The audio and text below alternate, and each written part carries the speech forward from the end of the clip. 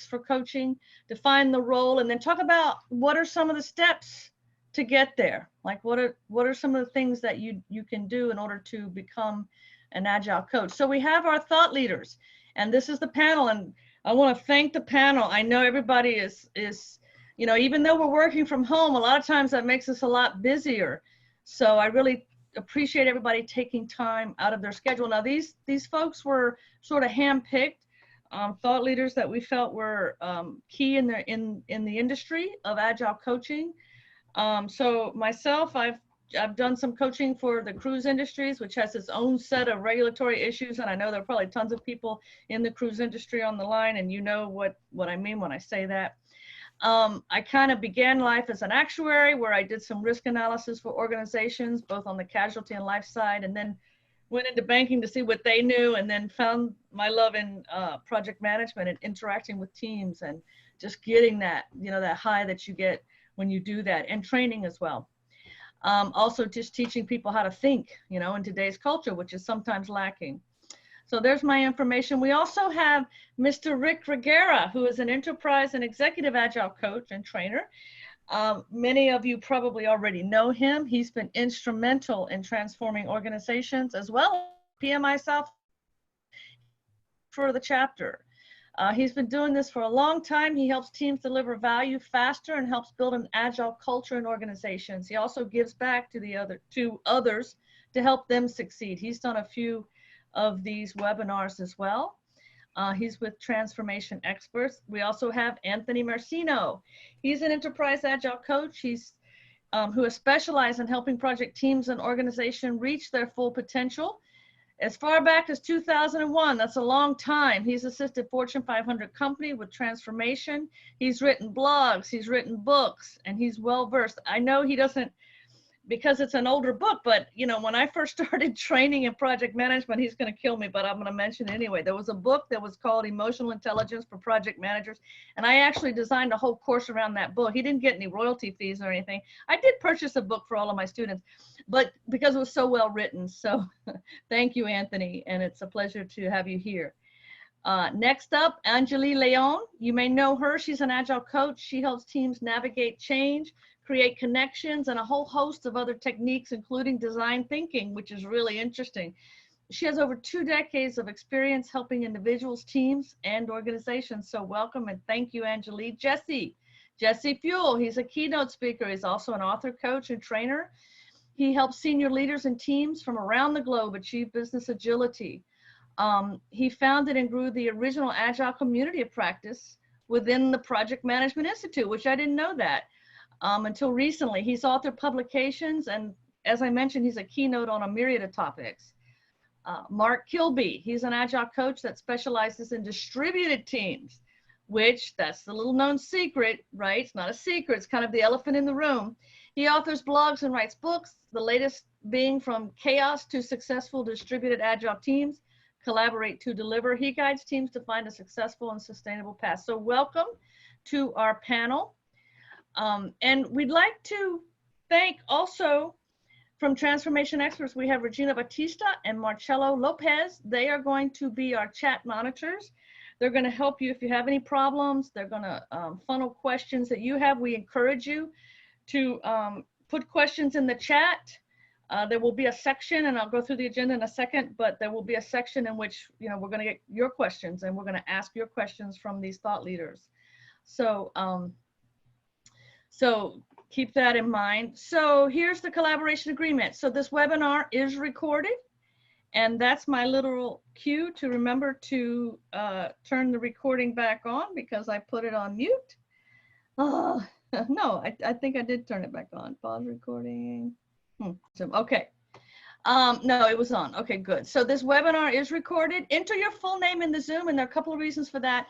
If you want a PDU, that's automatically going to be provided. It's going to be sent to PMI, but we need you to put your name in the chat because our assistant that we have for the chapter is going to cross-reference to make sure that, you know, those who attend to get the PDU. So that's the next bullet. PDUs are going to automatically be registered.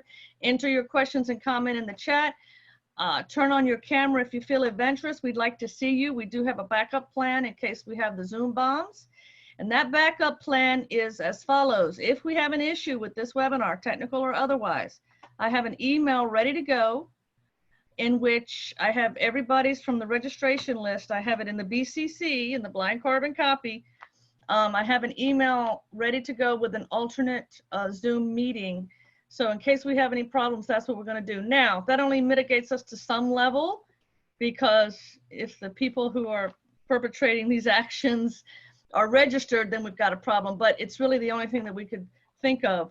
For future webinars with the chapter, we probably are going to require registration upon entry and try to figure out what are some things we can do to mitigate that. We haven't had an issue, but we do have a backup plan. That's it. So if something happens, look for an email from myself. Look in your spam or whatever.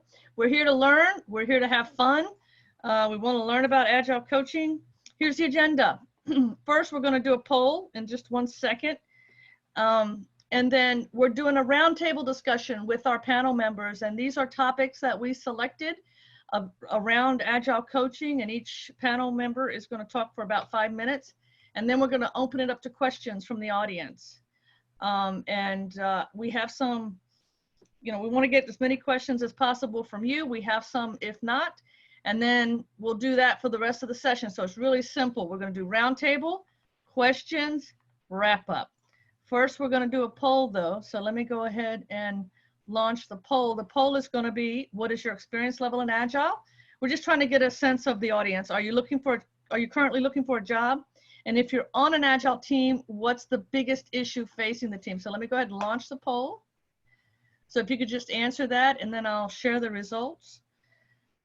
So in terms of the issues facing the Agile team, some of those are, and unfortunately there's no write-in. There's no write-in in the Zoom polling, but team members work on multiple projects. We see that in organizations all over the place. It's kind of a hybrid matrix, matrix/Agile environment. Lack of collaboration on the team. Lack of skilled product owners. I hear that all the time. Not all teams in the organization are Agile, some are not. And so how do the Agile teams interact with those? Maybe you're not on an Agile team, or if there's something, you can't write it in, but you can indicate that none of the ones that we've listed are good.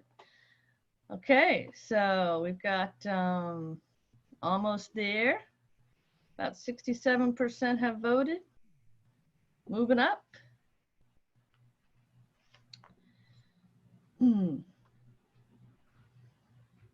So we've got about 119 people on.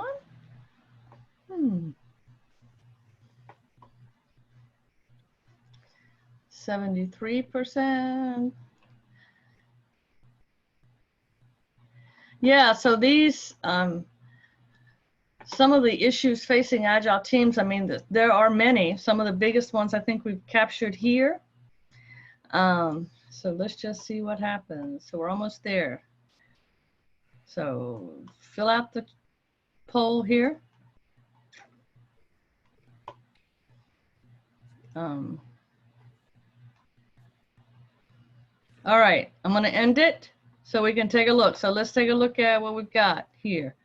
So if we look at it, we see, share the results so everybody can see. So we see that we have about 30% are beginners, 24 have assessed themselves at a level 2, and then we have 16% advanced, and then 30%. So pretty evenly distributed here.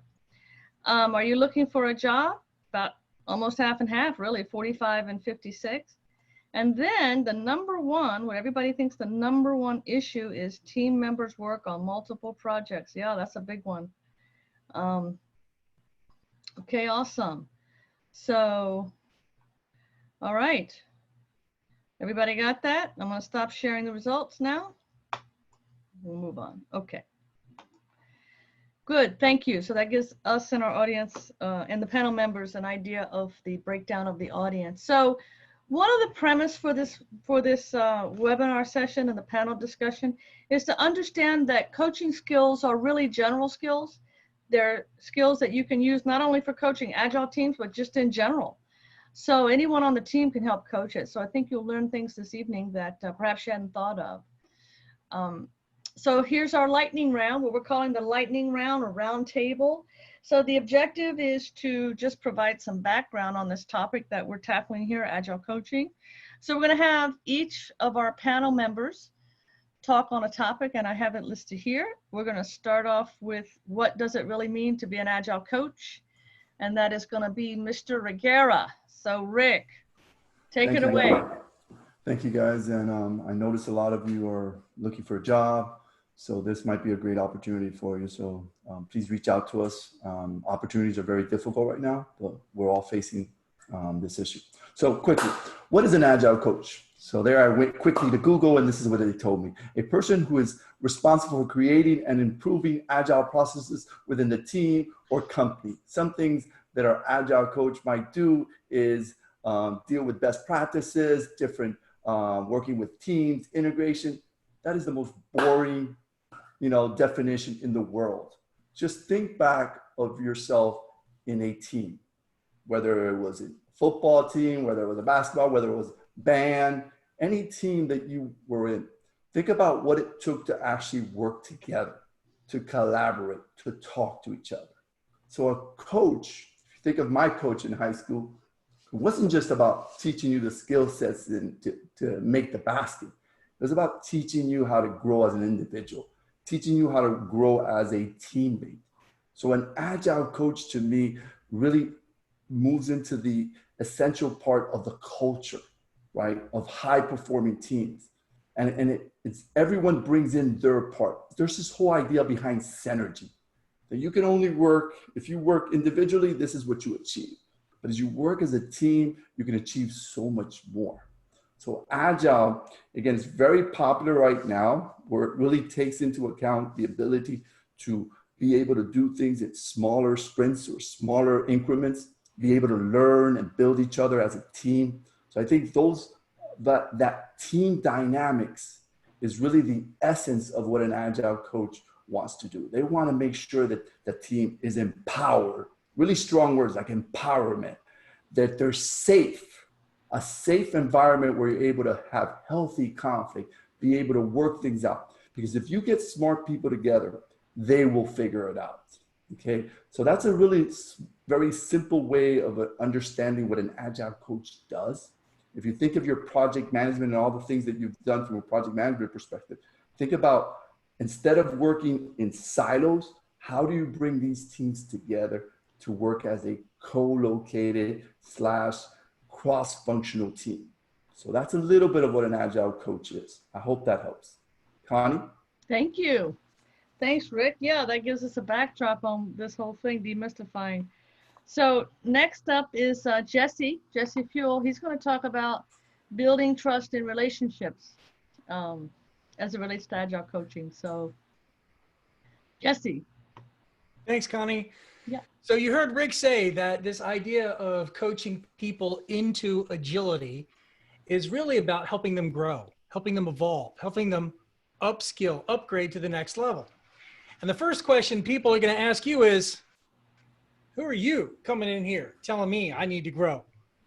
Who are you? So the first thing you're going to find as a project leader is that it's time to really hone us in on your soft skills. And this is something that all project management practitioners know. It's a third of your talent triangle. So I'm sure that you're aware of it. But coaching is about doubling down on that sphere of skill set. What does your soft skill toolkit look like? And I got just two examples that might be something that you can kind of begin to explore and take a look at. The first one is, we know what critical thinking is. We all understand that qualified professionals who get ahead, they have a really good critical thinking skill set. Well, have you considered developing a critical listening skill set? You know, the proverb is, nobody cares what you know until they know that you care. And so when it talks about, in order to build the trust necessary to guide people on a journey, shut up. Shut up. It's not about how smart you are as a coach. And this is actually, so my first application for certified coach was soundly rejected by the Scrum Alliance because I wrote dozens and dozens of pages in the application document about all the techniques that I knew. And they rejected my application for coach because I wasn't at all interested in the soft skill side of things, about learning about people. And so if you want to build trust, stop talking, start listening. Critical listening skills where you start to listen. An example, the problem that they're complaining about is often not the real problem. And it's easy to get sucked into the swamp, and like everything is a symptom of a deeper issue. So as a coach, we are challenged to look beyond the symptoms, beyond the surface, and just keep asking questions with the critical listening skills. And then also another tip is the old adage, don't play fair. Everybody's different, so stop trying to treat everybody the same. I recommend learning some of those different personality profiles. Everyone likes DISC or Myers-Briggs. Have you looked at Enneagram? Have you looked at StrengthsFinder? Have you looked at what are the different models and frameworks to understand the diversity on your team? And once you, as a coach, enter into an organizational system with an understanding that everybody has a different role to play, and you can honor and recognize their role without being the consultant coming in guns blazing, you suck, you suck, you suck, I'm the coach, pay me now, here's my invoice. Isn't it great?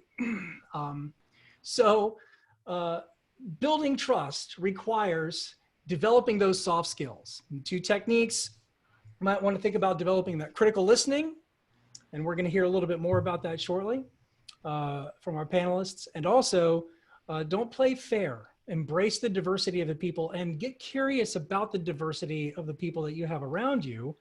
And then they'll start to look at you as more than just a consultant, as more than just a manager, as more than just a process expert, but rather as a person. Thank you, Jesse. Awesome. Okay. Next up is Anjali, align coaching to the maturity level of the team.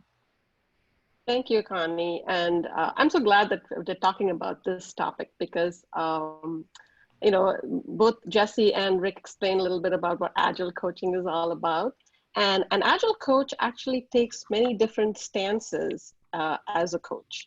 You might be sometimes a teacher, sometimes a mentor, sometimes you might be guiding and facilitating for the team, sometimes you might be coaching. And there's a lot of misconceptions and misunderstanding about this role of Agile coach because people expect it to be one or the other and not necessarily all of them at different points in time. So to me, aligning coaching to the maturity of the team means stepping into one of those stances or one of those ways of being, depending on where the team is at on their journey to becoming a master team, a high-performing team, a really cohesive team. And I like, you know, one of the stories that I love to tell about this comes from the movie Karate Kid, if anybody has watched that, and the relationship between Mr. Miyagi and Daniel and how that shifts through the course of the movie. Initially, the coach, Mr. Miyagi, is more of a teacher and a mentor, teaching like the common practices. In that movie, it was the wax on, wax off, and paint the fence. For an Agile team, it might, but for an Agile team, it might be doing, you know, a stand-up well or some practices or techniques from Scrum and Kanban, or it might be learning to be better listeners, like Jesse mentioned, or to be able to collaborate better. So they're much more in a teacher mode. The team is looking to the coach as an expert to bring in those that knowledge, and the team is developing habits. A team that is a little more mature, where they understand why they're doing what they're doing, or they become really curious about why they're doing what they're doing, the relationship between the coach and the team might shift. The coach might step into more of a coach and facilitator mode. They might be a guide and navigator, helping the team dig in and understand the why behind what they're doing, to tie the why of what they're doing back to the core principles. And then to help the team experiment maybe with some new ideas that they're bringing from these other things that they're learning and practicing. And the coach helps them come back to the core principles if they happen to veer off in another direction. A team might be in a place where they have the habits down. They have an Agile mindset already. You might be wondering, why do they need a coach then? Well, all of us who are coaches recognize the value of coaching, because coaching at that stage is more of that of a professional coach, where they might be asking some of the questions that you already have the answers to help you dig a little bit deeper, to find different perspectives about stuff, to be able to create something yourself. So over the course of a team's maturity, the role of an Agile coach shifts. And so as a coach, what you have to do if you come in to coach a team is actually to take a step back and notice, where's the team at? What do they need from me? What stance do I need to take with this team at this point in time? And they might be at different stages of maturity depending on a particular practice. Some things they might have mastered and some things they might be a novice on. And it might be different for different people on the team. So if you want to learn more, there's a concept of shuhari, and you can look at any of the Agile literature out there and look for that term, and you probably will get a lot more insights about how you might be able to align Agile coaching to the maturity of a team. I hope that helped you. Thank you, Anjali. Great. Yeah, that helped a lot. Awesome. So in many ways, in terms of demystifying the Agile coach, I mean, I talked about the perceived intangibility of coaching, and a lot of times the way it presents itself, or the value presents itself, is the degree to which we can change the behavior of the team or the thinking or the culture. So I think that, understanding the maturity level is key in that. Asking powerful questions is another technique, and Anthony's up next. He's going to talk to us about that a little bit. So Anthony? Yeah, thanks. I'm really excited to be here, and this is a technique that's near and dear to my heart. Now, my fellow coaches that have gone first have made my job easy, because Rick talked about helping people grow, and Jesse talked about soft skills, critical listening skills, and Anjali talked about, knowing where the team is at and meeting them there. So the idea of powerful questions, I'd like to look at it on two different levels. First of all, just keeping it very simple, moving from telling people what to do to asking questions is going to be a very powerful shift in coaching. So most of us as coaches, we get all excited. We go to a class, a couple of classes. We know all about Scrum, and we're going to, tell people what to do.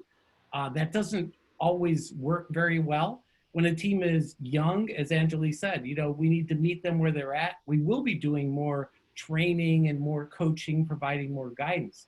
But as quickly as possible, we want to move to a stance where we're asking questions and helping them figure things out for themselves. At the simplest level, it sounds like this. Somebody comes to you with a question, or maybe the whole team comes, and you say, well, what do you think you should do? Or what does the team think you should do? It's the most basic. It's called taking it to the team. Every coach knows this. It gets overplayed sometimes even. And often the team will say, well, we don't know, And I have a little Jedi mind trick. I'll just say, well, if you did know, what do you think you should do? And that's one of my favorites, because often they'll answer the question then the second time. So those are like very simple, basic questions. Another question that I really like, very, very simply, what did you learn?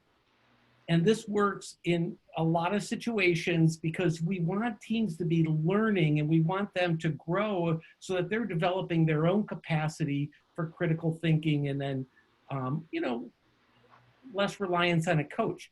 Now, this works against many of our natural impulse to be helpful, or to share everything we know and just, vomit out all these awesome ideas because we rock, we're so smart. We need to shut up and listen. And if we ask a question, actually expect people to answer and listen, and maybe even say something like, say more about that, if they touch on a topic that we think, might be helpful. Often we're just waiting for a pause so we can leap in and share our own experience. And, I'm the worst offender at this, but, there's a whole school of active listening that we can go to, we can learn. Now, that's level one, and you'll get 70% of the benefit just by shifting from telling people what to do by asking. But then there's a whole level two, I would say, called powerful questions. The thought leader in this area, his name's Eric Vogt. He came up with these 3 dimensions that make a question powerful. And we've got them on the slide just so it's easier for you to remember and maybe easier for me to share. The first is the construction of the question, then the scope of the question, and the implied assumptions behind the question. So if we think about the construction of the question there on the vertical axis, at the lowest end, the least powerful questions are those that are like yes, no, or which. As we move up the scale, questions become more powerful when you get into what, how, and in particular, why. Why questions are the most powerful. We want to be cautious with why. Sometimes it can put people on the defensive. So instead of saying, why did you do that? I might say, what effect were you trying to have with that action? Or what were you trying to achieve? Softens it a bit. Then across the horizontal dimension is scope. Is it about me? Is it about my team, my company, my city, the US, whatever? The broader the scope, the more powerful the question. And then the third aspect are implied assumptions. Often questions will have implied assumptions, or they'll be, leading questions. I've provided a couple examples here. They're both about team performance. The first is there's an implied assumption that team members don't care about performance. And the second, there's still an assumption that team performance could get better. Finally, I'll just leave you with one quick tip, something that you can do at home with your family. It's kind of fun. It's called play the question game. The way you play is you ask a question and you have to answer with another question. If you give an answer, you lose. So you can practice this around the dinner table. Kids love it. It's fun. And it'll help you practice that muscle of asking questions. Awesome. Awesome. When you were talking about the Jedi by, asking a second time and how the second time you get a response, I thought that was just awesome, because I think by asking the second time, you're almost empowering the person to say it's okay to, it's okay to ask a question, or it's okay to give an answer. Because a lot of times I find that teams, when the team members don't want to give an answer because they're afraid that it's going to be wrong, right? So their first reaction is not to give an answer, but then when you do it that second time, now they feel like, okay, I've got to give an answer. So you're almost empowering them to give an answer.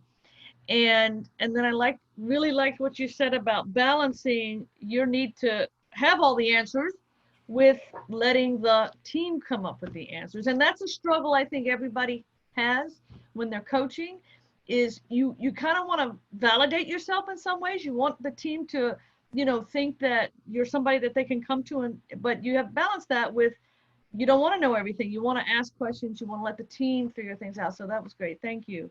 And then last up is Mark, who's going to talk about some of the initial steps or how to transition to an Agile coaching role, which is kind of something that we'll be looping back to that conversation at the end. But Mark? Thanks, Connie. And thanks for having me here. So it's been many years since I've made that transition, but I still remember some of the details. And fortunately, my colleagues here in the panel have filled in a lot of the gaps here. But you might notice this picture behind me. And as you proceed on that path of being a coach, there might be some well-defined parts. And these might be courses that you take on facilitation, or some of the soft skills that Jesse was talking about, or understanding some of the stances, or getting some additional training like Anthony and Anjali spoke to. But sometimes as you move down that path, you start to see other paths and say, I can see where I might need a little more help in developing a particular stance. Maybe I need some more help on how do I go in as a neutral facilitator to really help the team navigate conflict. So going beyond your basic facilitation training and helping be with the team and helping ask those powerful questions to get them to navigate through that conflict. And then sometimes there's a path that's not even really there. And as you're going through your journey on becoming an Agile coach, you've gotten some of the basics in, maybe you understand Scrum, or you understand Kanban, or you've gotten experience in both and helped your teams get experience in both. You start to see that there might be some other path. You start talking to people about this path. You start maybe blogging about this path. Maybe you even give some talks about this path. Maybe you even write a book about this path and realize it's a whole new path that you can develop as a coach. So a coach not only follows paths, but a coach will also form new paths. So they will blaze those new trails for the team and for the organization, and sometimes even for the professional community. So don't look just for the well-worn paths. Look for some of those other paths sometimes as you're going down that way that will help you get to be a more experienced Agile coach. So the certifications are good. You need those to get those basic skills. But as you practice, again, look for those alternative paths. Thanks. Okay, awesome. So I think that gives everybody kind of an overview of coaching. And I really appreciate that. That was just awesome. So we're looking for questions now from the audience. And one of the questions is, what do the first few days as a coach look like? You by ABC company, you're going in as a coach. So what are some of the things you do? What are some of the things you look at? What do? You engage with the team, and how might that differ in a virtual setting? So Rick, what do you think there in terms of like what do the first couple of days look like? So you go in, sure. So you go into a company. Of course, you need to know your surroundings. You need to understand the culture. I think a lot has to do with getting to know the people that are there, you know, the relationships that are there, how they run their business, the teams, the interactions, the backroom, you know, conversations. You know, it's difficult for somebody stepping into a job, if you guys remember that first day, because you have no click. You know, you're out there, you don't know everyone there, and you're trying to get yourself, you know, in a situation that can at least break the ice. I do it by, and I think all the coaches, you can see how the coaches communicate today. They actually show a lot of vulnerability. You know, we are really good at saying, hey, let me open up the door and let me talk to you about where I'm at. And then that kind of puts the defense mechanism down for everyone else. Like, hey, this person's being very genuine. This person really wants to understand us. So that curiosity to learn, that curiosity to understand what they're doing. Be careful. Some of these coaches come in there saying, like they mentioned earlier, I know it all. You're doing your stand-up meetings incorrectly. Come on, why aren't you doing your retrospectives? Every coach here spoke very eloquently about pause, read into it, absorb, understand the whys behind it. There's a reason behind what they're doing, and you're not there yet. So please make sure you're calm, understand it, then give it some time to say, okay, now I understand what you're doing, and you know, how would you improve? Let them take you through that journey. But I've also said to myself that the first few days, and this is kind of weird, you have to pay the piper. You have to show them that you're committed. You have to show them that you're part of the team and you're willing to do whatever it takes to help, right? If you have to go and open the door, open the door. That's what humble professional is all about. So I think that's just the starting block to make sure that they see you as somebody who's giving, right? This whole giving culture. I think that's probably a good step to work with in a company. Thank you. And Connie, if I could add to that, Sure. technical term for what Rick is talking about is discovery. So the first few days or weeks that you're serving a new project, a new program, you're performing a variety of different, you're executing a variety of different techniques in order to pursue discovery of the context, the environment, and you're asking about what does success look like? And regardless of what techniques we're using. And the other recommendation is that you don't just observe and use your gut.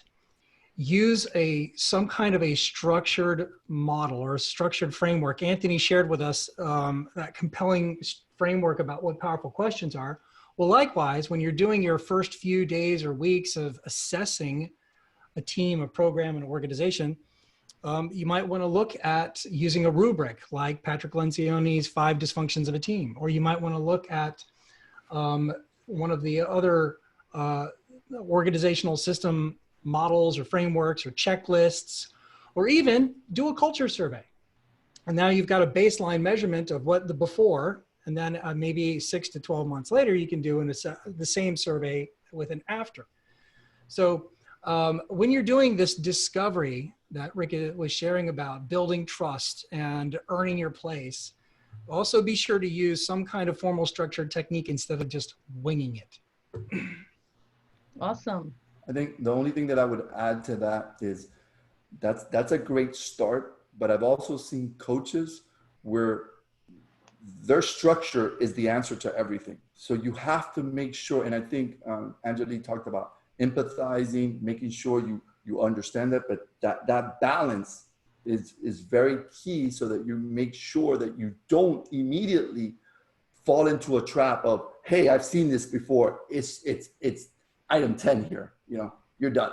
So I think, and I sometimes actually have to clear my mind. This is a really difficult thing for coaches because, again, we've got so much experience. It's sometimes very difficult to say, I'm going to clear my mind completely. I'm going to absorb what's happening here. And again, I find myself also leaning toward making quicker judgments than I need to in the beginning. But that's just my take on that. Yes, and I want to jump in on this. So building on what both Angeli and Anthony talked about in their lightning talks, assuming, and what Rick just said, don't assume that you know immediately what to apply. So I told this story at an event last Friday, so it might be familiar to some of you because I've saw some familiar faces come on. But when I first came into a particular remote team that was very quiet, very siloed about 6 years ago, I had one-on-one meetings with each member of that team. And one of the first things each of them would ask me was, what are you going to change? So whether they had worked with Agile coaches or not before, there was this reputation that Agile coaches would immediately change things. And there was a suspicion around that. So I just turned it around, kind of like Anthony said, well, what might you change? And the common theme was, well, our meetings are too long. Okay, simple enough. And so I aggressively facilitated meetings for like the next few weeks, to the point where we ended every meeting about 10 to 15 minutes early, and I would deeply apologize for giving them time back in their day. They would laugh, but they understood that I did hear them, and that they were now willing, now that I had that trust with them, they were now willing to share what some of the real issues were. Awesome. Cool. And I'd like to add one more thing that we shouldn't forget is the good things that are already happening within the team and the organization. And to acknowledge that is so important. So as we go in there to try to make things better, realize that there's a lot of good things that also might be going on that they don't want to lose. Yeah, the quick wins and the improvements, the small improvements, no matter how small they are. Good. So I'm gonna, so we have a question here. What is your biggest challenge as a coach in a virtual environment with a cross-functional team? I think I'll throw that out. I'll start off with Anthony there on that one. Yeah. Great question. I think one of the biggest challenges with distributed teams is really getting a sense of how things are truly working. Distribution varies. There's distributed teams that are distributed globally in different time zones and very little overlap, working primarily asynchronously through documents. And then there are teams that are just, spread over town, like maybe we have more of that going on today than we ever did. In the first case, when you have people distributed in time zones, there's often different cultures. It's really hard to get a sense of what's really going on with the team and getting a pulse for the team. So that can be very challenging. One of the techniques, I think it was Mark mentioned, is one-on-one meetings with team members and everybody in the environment, not only the team members, but sometimes product owners are neglected. Sometimes key stakeholders are neglected, scrum masters. If you're coaching with a scrum master in the picture. So try to meet with everybody, try to build trust, and that's going to take some time, and especially the more dispersed people are, both geographically and time zone wise. If it's just a matter of, people are temporarily not sitting together, but they all know each other and have worked together, you'll be able to more quickly get a pulse on the true nature of the team and, some of the, there's always personality quirks. There's always little, each team has their own kind of behaviors, and that'll be easier, but you still have to pay attention to it. I like Jesse's use of a framework of some sort. I always have a standard list of questions that I'm thinking about that relate to Scrum, kind of boring, but like how are they doing each of these things? And I stick to that and try to get a sense of how things are working. Awesome. Mark, do you want to add to that? So what's the biggest challenge that you face with a distributed team, basically? Well, other than getting off of mute. Well, that too. Yeah.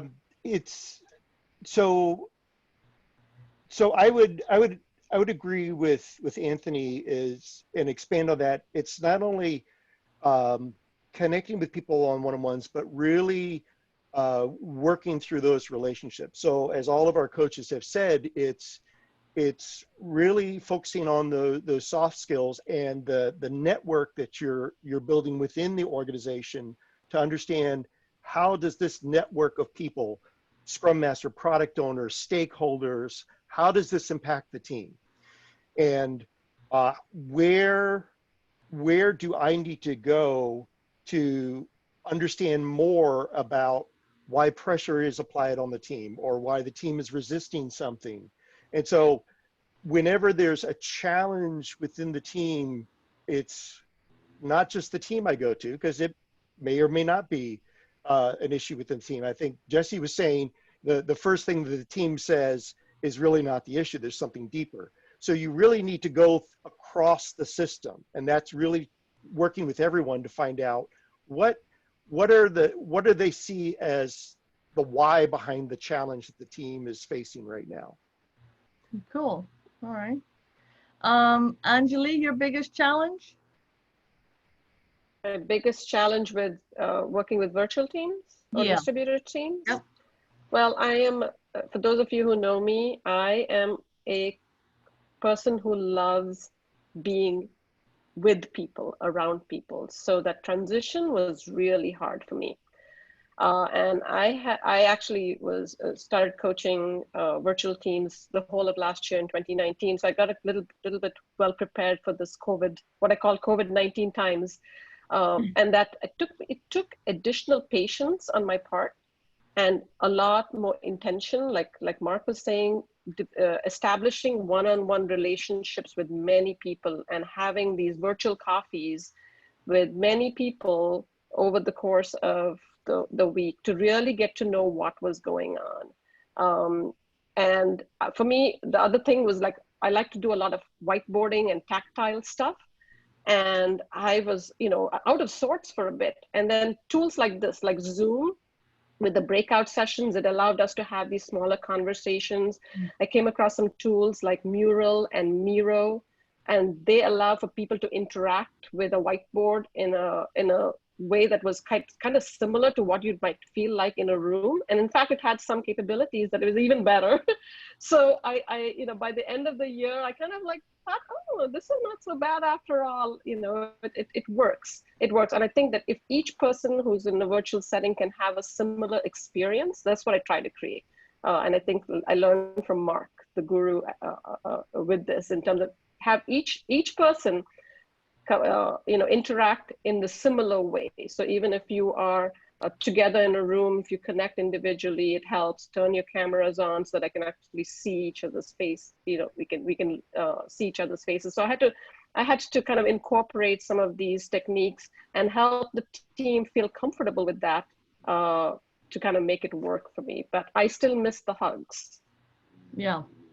Yeah. And I know what you mean, but those tools are great too. And it's just, you force yourself to use them. So you get into a situation where you're kind of forced to use them.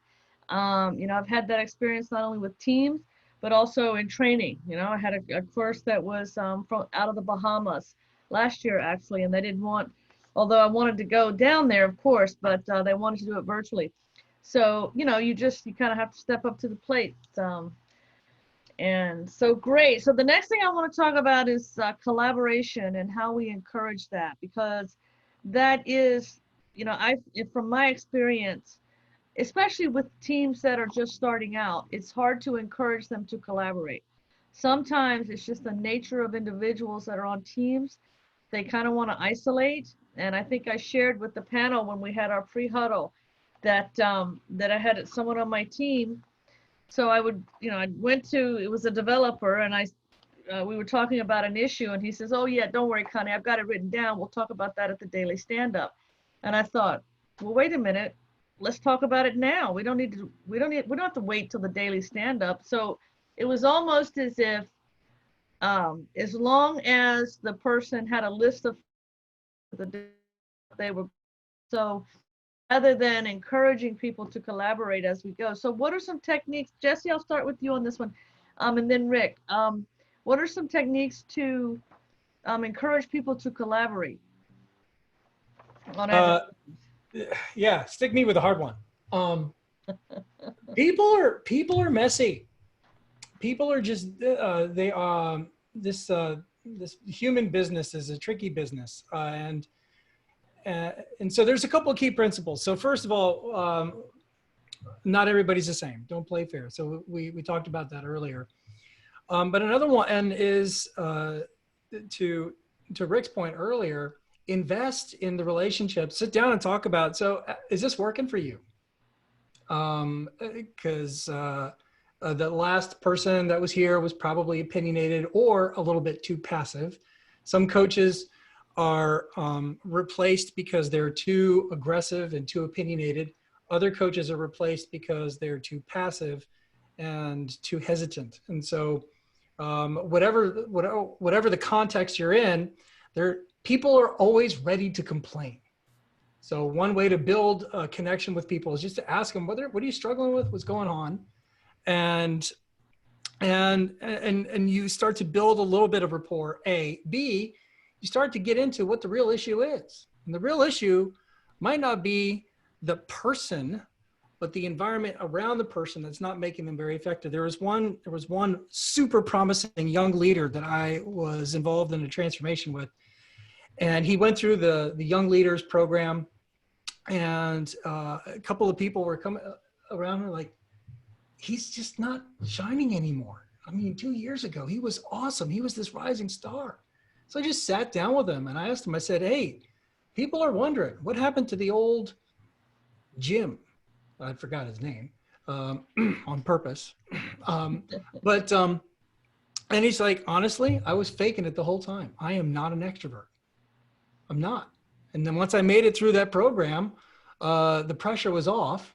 And now I can actually do my job without pretending to be somebody I'm not.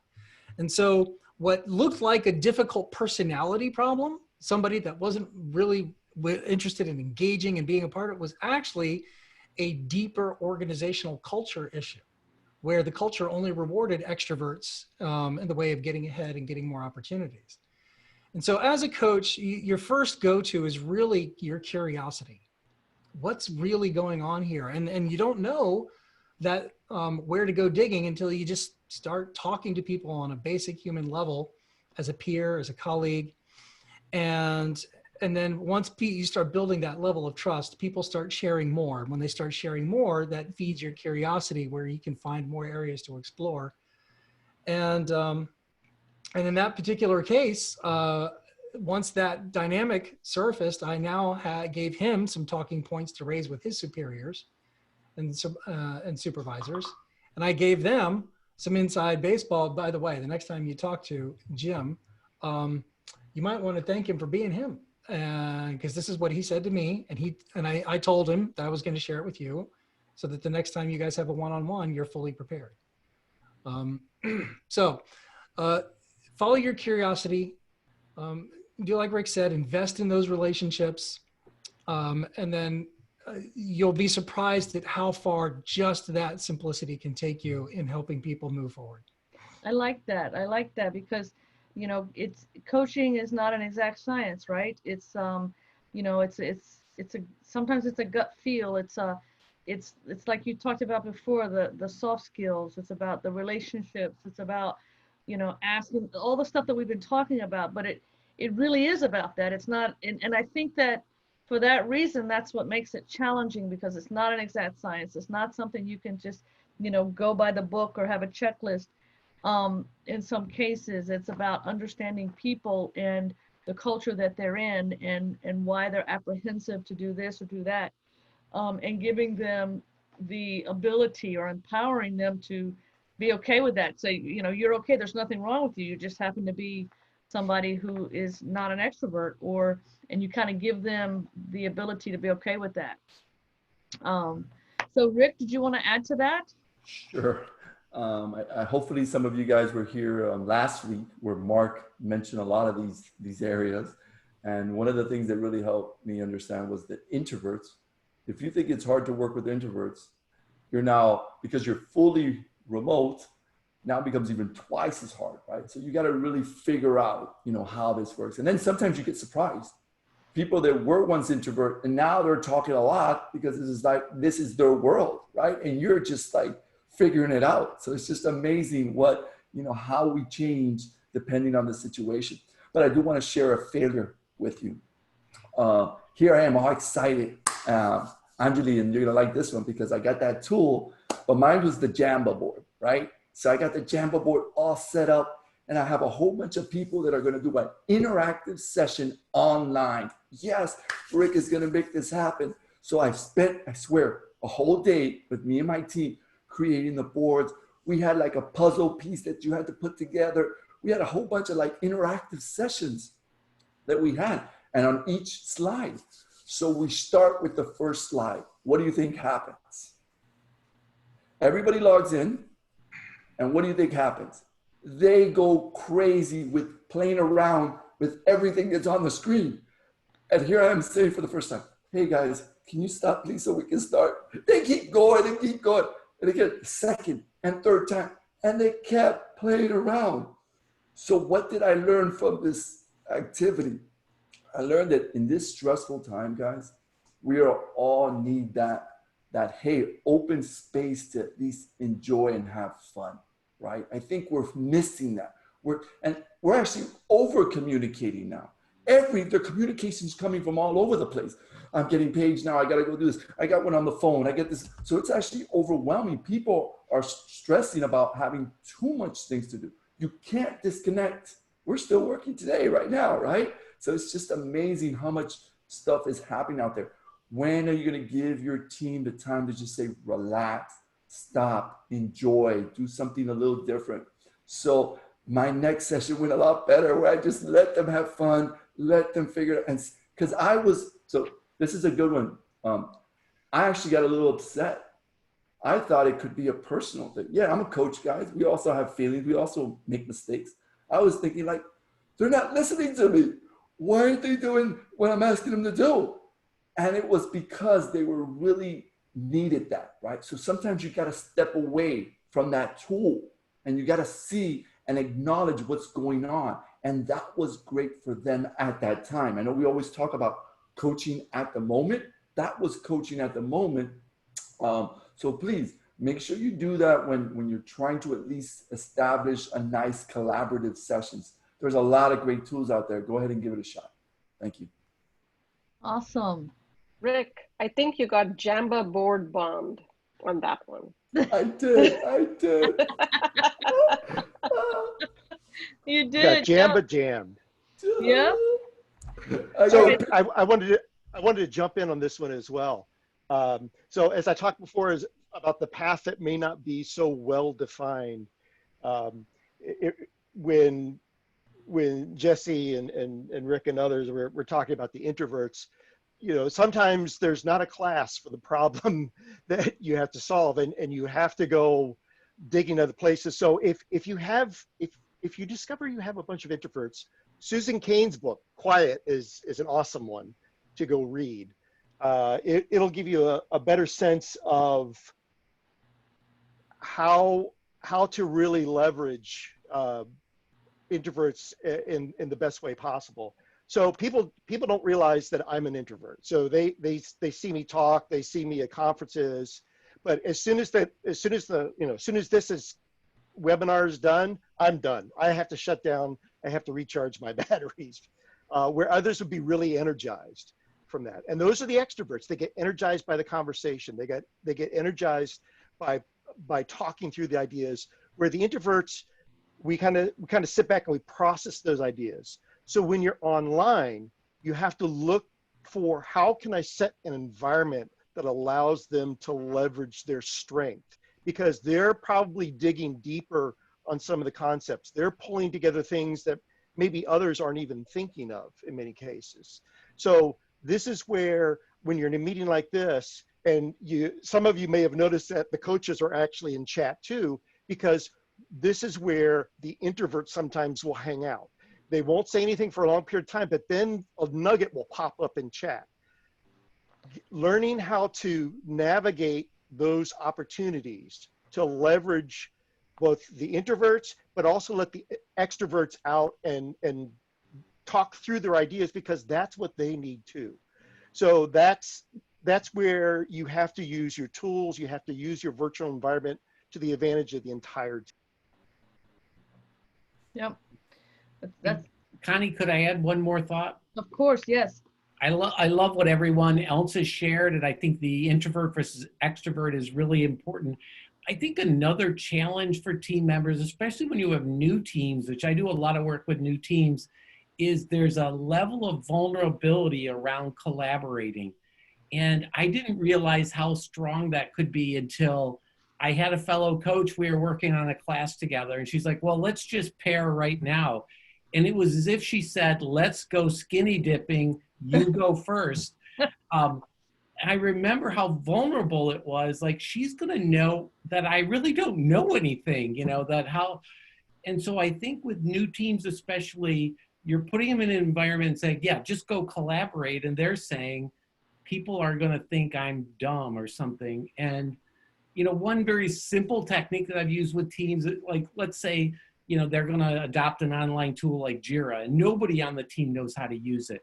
So I'll have a long enough meeting that I'll go first. I'll enter the first Jira item, and they'll watch me plotting through and making mistakes. And then I'll go, we're going to go around the room. Each person's going to do one. And by the time they finish, they have a lot of empathy, because one, they've been exposed, but also, they've seen everybody else do it. And I'll say, this is the nature of how we're going to begin working together. We're all going to collaborate, and it's going to be imperfect. And so we're going to pair program, we're going to mob program where appropriate, but it's Agile is a team sport. So we want everybody to be able to collaborate. So just something that I found.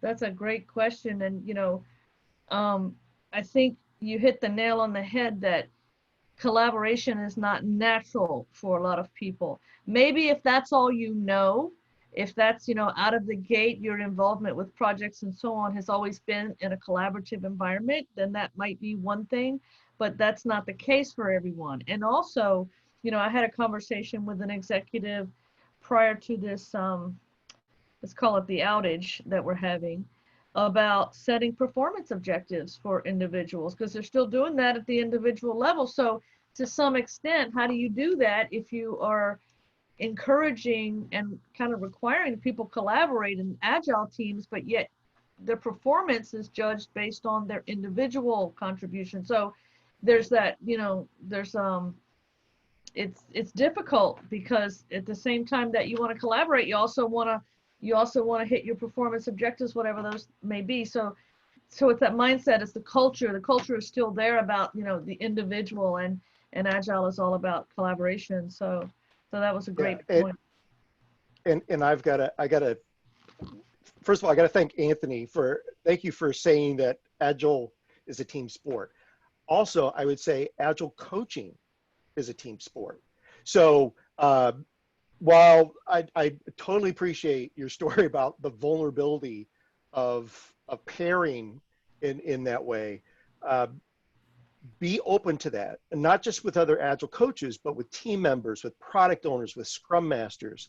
So a particular example, the last organization I was in, we were spinning up teams like crazy, and we didn't have enough coaches, and we didn't have that many Scrum Masters.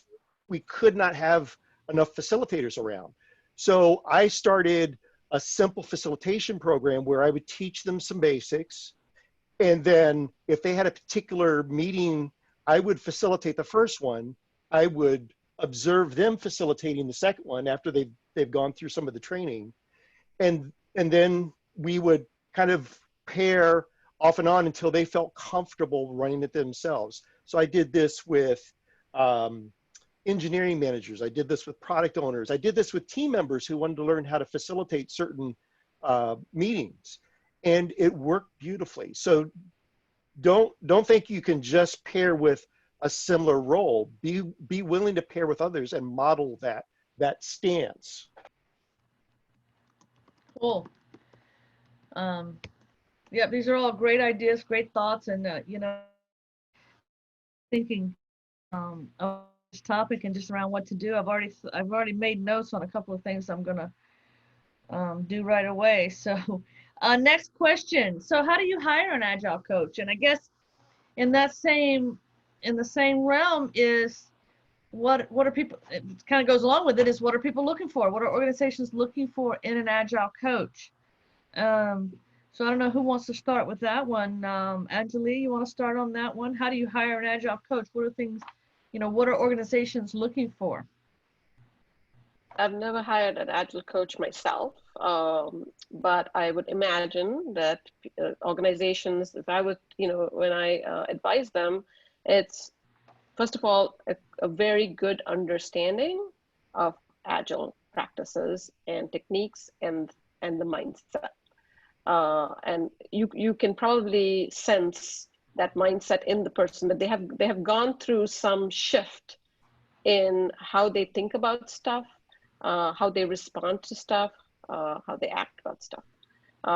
Very high emotional intelligence, so that they can do all of that other stuff that they need to do in terms of stepping back and observing what needs to happen, being good listeners, understanding how to establish good relationships.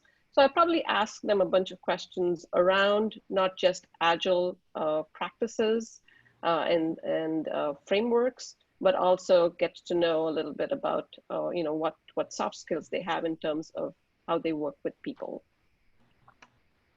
Okay. Follow up on that. There's a couple of key things I look for. I serve on the Scrum Alliance committee for approving certified Agile coaches. And when I'm looking at a candidate's profile, I'm looking for, to Anjali's point, do you have the Agile and do you have the coach? And so I'm looking for your Agile expertise, because if I hire a fitness coach or a wellness coach or an executive leadership coach, I'm looking for topical expertise. And I'm also looking for some kind of a credibility around the skill set of professional coaching. Have you been through the coactive program? Have you, in Anthony's case, written the book? And if you have, oh, okay. Anthony doesn't have the conventional path, he has the guru's path. And so that's, all right, I think I might give this guy a second look. So most of the Agile coaches that we see out there in the industry today are all Agile and no coach. And we've gotten into this habit of hiring Agile consultants that rather than Agile coaches. And I hope that you've heard over the last hour or so the nuance between your brain and your heart. An Agile coach has to bring both to the table. The other thing is that you want to be ready to fire your client. Be ready not to take the job because you might find a philosophical incompatibility. And this has forced me to look inward a little bit about what are my true values and boundaries. Would you take a coaching job at a weapons manufacturing company? I live in Washington, D.C. It's hard not to. Would you take an Agile coaching job at a tobacco manufacturer? Or would you take an Agile coaching job where step 2 on the transformation roadmap is layoffs? Because Agile means more efficiency.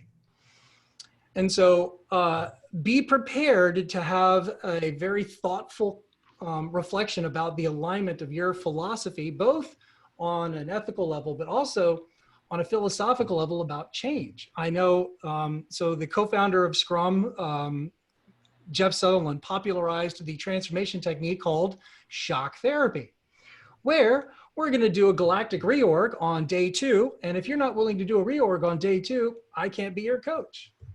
Well, that's his philosophy. And he's not going to be welcome at certain clients, but he's going to be the first person that other clients call. So what I'm looking for in a coach is qualifications and cultural alignment. It's important as you're going through that you've got both sides of the brain and the heart covered. And also it's good for you to know who you are so that when you get into a conversation about what the expectations of the leadership are around your job, that you're willing to sign on or willing not to sign on. Cool. Awesome. So I wanted to add one more thing. And Jess, since we all went through the Scrum Alliance CEC, so I know the challenge we've had, and I can give you my insight when I look at coaches or when I interview coaches. And it's very quick, guys. I'm going to tell you, don't go in there trying to fool things because it doesn't work. Okay, these coaches are good at what they do. They can spot things very quickly. So one of the biggest lessons that I got from one of my coaches is you need to truly understand yourself. You need to truly understand how you operate and your vulnerabilities and the way you work, because that is your tool to actually absorb information from others, right? That empathy, that ability. So some of the questions that I ask is right into the cultural, right? You know, what are you here? Why are you here? You know, what are you trying to, and I actually do also some role playing because they fooled me a couple of times, you know, but I've actually had them do role playing. Like, go and show me how would you behave in this atmosphere? What are some of the questions that you would ask, right? And that opens up a lot of interesting things. Guys, improve your resume. I know this sounds horrible. Get your certification. I know that some people say it's not about the certification. Sometimes they don't even look at, if you have a certification, they allow you to get into the job. You know, so you need to at least get the foundational stuff in there. Not that I'm a big advocate of a certification makes you, you know, but you need to get the foundation. Have the relations, start having those conversations. And truly, if you're really looking to be a coach, truly think whether you really like this job. Guys, let me be very honest with you. 99% of my job is dealing with problems, with dealing with people that are not happy. They're conflicting, and then I'm working with them to try to figure out and help them out. So understand that all that stress, you better have a good exercise routine. You better have, because it takes a daunting on your body. So you have to be able to, and I hate to say this, you're going to have to sometimes forget very quickly, because if you keep some of this stuff, you know, and the things that you have to work with, I don't think you'll be too healthy. So again, make sure you go in there, understand the company, understand the essence of Agile, you know, and then from there, as long as, to me, I could teach you Scrum, I could teach you Kanban. You come in there with an attitude of wanting to help, you know, the ability to understand, you know, giving, you know, bending over backwards to make things happen, and you have that humbleness about you, you can win a lot of minds and hearts in these companies. And you said it, Rick, attitude is key. And that's something that is difficult to teach, right? You can teach Kanban, you can teach Scrum, but having the right attitude and mindset, the emotional intelligence, the empathy, the ability to see in yourself, your strengths, your weaknesses, how you are, and you can better help others and the team. It's kind of like that saying, when you get on an airplane, put your mask on first so that you can better assist others. And it's kind of the same thing here. What about, here's another question. Any suggestions on, and I'll just throw this out to the panel, on collaboration games for working virtually? So one member talked about, are there things that you can do to kind of get the team energized, or any kind of collaboration games that you're familiar with that might be helpful? I don't know who wants to start there.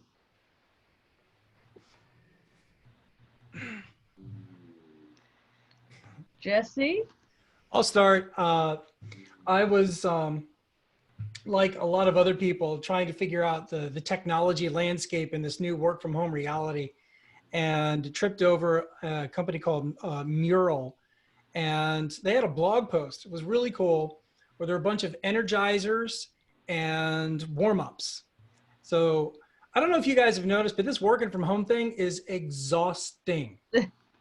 So normally when I'm at the office, I go from one meeting, I physically stand up, I walk 2 flights of stairs to my next meeting, and then I sit down for another hour. But at least every hour I physically move. Yeah. Today, I've been in 8 hours of meetings at my desk, maybe racing off to pee before I got to come back to my desk. So wouldn't it be great if we had energizers and warm-ups? And one of them is called a check-in. If you haven't done a check-in, every coach there knows the tradition of checking in. And it's there's a variety of different flavors. And these Mural guys, they had a blog post where they shared this app. And I'll type the link in there. And one of them might be, if you were a superhero, what superhero would you be? And that's how we're going to start the meeting. Or if you were to take your temperature, what would your temperature be right now? Allegorically or metaphorically, what would your temperature be right now? And that's how we're going to start the meeting. Or what were you really into when you were a kid? And that's how we're going to start the meeting. And so these kinds of check-ins are a way to kind of warm up the conversation, because when it's virtual, the small talk it feels different than when you get into the meeting. You're like, the small talk there is like, oh man, I just came out from the meeting, and you know, am I a bad person if I take the elevator 1 floor? Oh, that's so funny. That's good small talk. But here it's like weird. It's different. So checking in with funny little questions like that might be a good way to jazz up the energy. Awesome. All right, so I'll jump in on this one. Yes, and if you have a virtual team that doesn't maybe know each other that well, you can use those same kind of check-in questions to get them to learn about each other. So in many cases, I've worked with teams, this is before COVID, that rarely would see each other because they were all working out of their home. So if I tear off the green screen here, you can see I'm actually at home, okay? And when you've got developers, documentation folks, QA, all working from home and never seen each other, like Jesse said, there's no real chance for small talk. There might be some in chat, but not really. So sometimes if you can start a warm up with, hey, what's your favorite movie? And what was your last best vacation? They get to share a little bit about the personal side. You might find out a little bit more about their families. You might find out more that they're really into movies. You might find out about what kind of music they're into. And that can give you some insights into what's behind the person, what impacts them when they're working remotely. Do they have children that might come in? And that's okay for some of us. But if you can leverage those check-in questions to learn a little bit more about each person, that can help the team overall. Awesome. Okay, anybody else? So there have been some questions that have been asked and kind of answered in the chat, which is good. So I want to do just maybe like a 1 minute roundtable again with the coaches, with the panel members rather, just to any final thoughts here before we wrap it up. So let's start with you, Anthony. Let's kind of sum it up, last words, takeaways. Well, one of the ideas behind this was, are people interested in a career in Agile coaching? I think Mark talked a lot, everyone's talked about it. It is very rewarding. It can be, as Rick said, very challenging as well. It's when you go into an organization, it's more like a marathon than a sprint. If you go in thinking, yeah, we're going to turn this thing around and we're going to change hearts and minds, there's a lot of slogging and, a lot of going home at the end of the day and banging your head against the wall. At the same time, it is very rewarding. It is like just a delight when the light bulb goes off for somebody and you see that they've made the transition or they've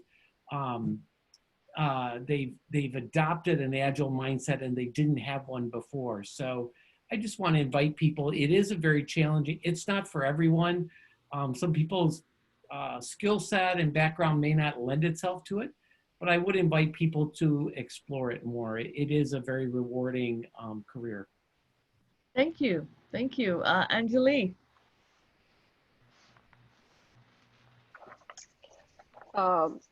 I completely agree with Anthony's sentiment. I kind of fell into Agile coaching and I agree it's incredibly rewarding. It's probably the most difficult thing I've ever done, but it's worth it for people who have an affinity for it. But I wanted to just share a little bit as we close about one of the more difficult things that I struggle with as an Agile coach is the need to feel valued. And many of us think that our value comes from being an advisor and being there to share our knowledge and share our expertise and share our wisdom, and to step away and recognize that the people that you're working with are themselves creative, resourceful, and they're able to tap into their own potential and do amazing things has been the hardest thing for me. I recognize that, but to step out of that, to see the value in sometimes me just being silent and not saying a word has the greatest impact. So just recognize that that it is hard, and I think many of us have that sense of needing to feel valued by doing something. For those of you who are local to South Florida, just know that if you ever want to understand a little bit more about Agile coaching or wanted to explore that, I am always, I find joy in mentoring people who want to get into this field. So feel free to reach out to me for that. Thank you, Anjali. Jesse. So it occurs to me that one topic we haven't really explored is why do Agile people expect coaches instead of advisors or consultants or just experts to tell us what to do? It occurs to me that there are a lot of us who are accustomed to being project management experts or project management specialists, consultants who are hired to do a job with technical expertise.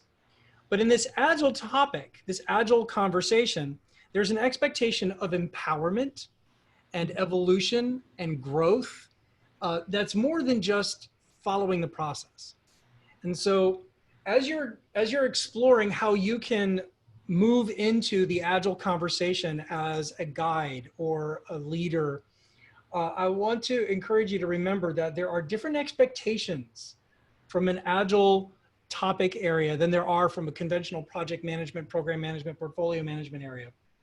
And those expectations are that we're looking for a guide or a shepherd or a leader who's going to exhibit some of those Agile mindset values and some of those characteristics that are deeply emphasized in the Agile conversation. So for example, it used to be 20 years ago, you could hire a lean thinking expert or a Six Sigma black belt. And they would be really strong in those techniques and those methodologies. And they would be hired to install them and make them happen with a lot of executive mandates behind them. As an Agile coach, you may not have that executive mandate. You might be trying to lead change from the middle tier or even down at the bottom rope. And even if you did have that executive mandate, are you going to come in guns blazing? Look at me, I'm going to help you be Agile exactly this way. Right. Even if it doesn't fit your culture, even if you don't get it to be empowered, there's going to be conflict in those messages. So be aware that as you go on this journey, that there are different expectations of a lead, a guide, an expert, a specialist when it comes to the Agile conversation. Awesome. Great. Mark? So once again, my colleagues that went before me have done a wonderful job. And the one thing I want to add to it is it is a challenging job, but it is very rewarding. There are still people and organizations I worked with 5, 10, 15 years ago that I still am in touch with because of what we built together through transformations, either team level, program level, or organization level. So with that, I just want to emphasize again, work on building that internal network to support you in your efforts as a coach, but also to support that ecosystem that is the culture of the organization. You will be surprised sometimes how you can leverage that. So just keep those one-on-one meetings up, touch base with not only key stakeholders, but maybe there's certain team members that seem to have the ear of others in the organization. So keep connected to those folks because you will find ways that will help you in your coaching. Awesome. Rick, bring us home. Guys, being an Agile coach is the best job you can ever have in the world. In the world. There's no job that I'd rather be than being an Agile coach. You get to work with people. You get to actually help them in their whole career, whether it's personal life, whether it's whatever. You're looking for a way to help. And I love what we said about staying back as well. We should not want any credit. The credit is yours. You've made it, you've succeeded. So there's nothing else I'd rather do than actually help others and see the cohesion, see the smiles that are on their face when they're empowered. If you've seen that, if you've actually observed them actually providing a service and being all at that synergy that's created from them, that unity, you can't break that. You can't break that. So I coach from the C level all the way down to the to the team level. Everyone has problems. Everyone. Do not think that your team level issues are not also happening up there at the executive level. Okay. So very rewarding, and we're humbled. Every single coach here that you've heard, they're humbled to just be a part of this, just being able to share and help and not ask for anything in return. That's tough because there you are at a town hall meeting. Hey, but I'm the one that created it. Doesn't matter. It happened. They enjoyed it. They participated. That's all. So again, to me, I wouldn't want to work anywhere else. Awesome. Awesome. Yeah, this has been a great discussion, folks, and hearing from the experts has been awesome. And I want to thank everybody for participating. Hold on, we still got a couple more things left to do, but I want to thank everybody participating. I particularly want to thank the panel. I mean, just thank you. I owe all of you one. But a couple of things just as we close out here. There's some upcoming webinars that the chapter is going to host. They're doing a webinar a week. I think the one for next week is on risk. And then following that, we're going to do one on retooling, where we're going to talk about different certifications and some of the things more concrete that you can do for retooling. But we wanted to ask you too, what are some things that you would like to see in terms of webinars? And so type that in the chat if there's any webinar topic that you are interested in, that you would like to learn about and see here, then put that in. And then finally, the chapter has courses. So take a look at these courses, upcoming courses. This deck will be available. So we have courses on ACP, on SAFE, on writing user stories, on leading and coaching teams. We have all kinds of courses here. Anthony, I'm so sorry. Did I miss Anthony in the wrap up? No, I went first. Oh, you did first. I'm sorry. Oh gosh, my mind. Let me tell you, I'm so exhausted. Okay, so take a look at this. This helps the chapter because that's its primary revenue source as well. So take a look at the courses and put in the chat future webinar topics. I hope that you all reach out. You can save the chat and reach out to these individuals, reach out to the coaches, reach out to me. I also do coaching and mentoring and all that good stuff and enjoy doing it. So thank you so much for attending. I really have. This has been so rewarding. Thank you. Thank you again to the panel, and thank you to those who participated in the audience and who attended. So really appreciate it. So I think that's it. So does any of the panel have anything else to say? Rick, thank you, Marcello and Regina, for monitoring the chat. Did an awesome job. Connie, thank you. What an amazing job. Thank you for bringing us together. You did great. And I'm clapping here. I know we're all clapping here, but an amazing job. Thank you very much for hosting this. And again, be aware that PMI is doing this on a weekly basis. They're giving back to the community. This is an absolutely free event. So thank you, Connie, for bringing that home to us. Hopefully somebody got a picture. Oh, I took one, but maybe you could take some more. But I got a little let's one. take a quick picture. Yeah. I always forget. I'm so bad. Oh my God. There you go. You Smile. Send it Smile. Okay. I know I need the rest of the side. Okay. I think I got one. Somebody else help with some other pictures, please. Are you guys smiling? Do you need us to squeeze in? Yeah. Please get a little. Let me try. I know I have to jump through different screens, so I apologize. It's just a lot of people. So hold on. I'm taking the pictures. There's a lot of scrolling that I have to do. All right. I think I got it. Perfect. Thank you, Rick. I appreciate it. Okay. So that's it. We're going to sign off now. So thank you again. And hope to be hearing from a lot of you soon. Thank you, Thank Connie. you, Joe. Bye-bye. Good job, Connie. Okay. Woo! Thanks. Good Thank job, you, Connie, Right. and Thank you Rick, for and hosting Jesse, us. and Anthony, and Mark. Yes. Nice seeing Awesome you, learning Mark. from all of you. Everybody. See you soon. Yeah, Yeah. likewise, Anjali. Thanks, Yes. everybody. Take Anthony, care. Bye-bye. great job. Absolutely. Thank Bye-bye. you, Anthony. Thank you, Jesse. Thank you, Mark. Thank you, Anjali. And thank you, Rick. All right, thanks. Who is that guy with the beard? I don't know. He just left us really quick. Who was that guy? Who was that guy with the Just beard? There he Zoom is. bombing He's back. us. Security. Security. Yeah, security. Too late. Too late. All right. Bye-bye. Thank you. He's crashed the after party. Hey, you guys There were you go. awesome. You guys were awesome. So great job.